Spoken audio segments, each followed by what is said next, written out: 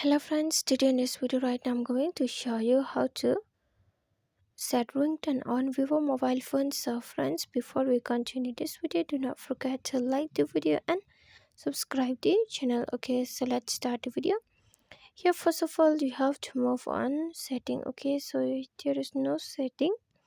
Scroll on the down and here is the setting. Just click on it. After you have been moved on setting, you have to scroll on the down and here you have to move on sound. After you have been moved on sound, again you have to scroll on the down.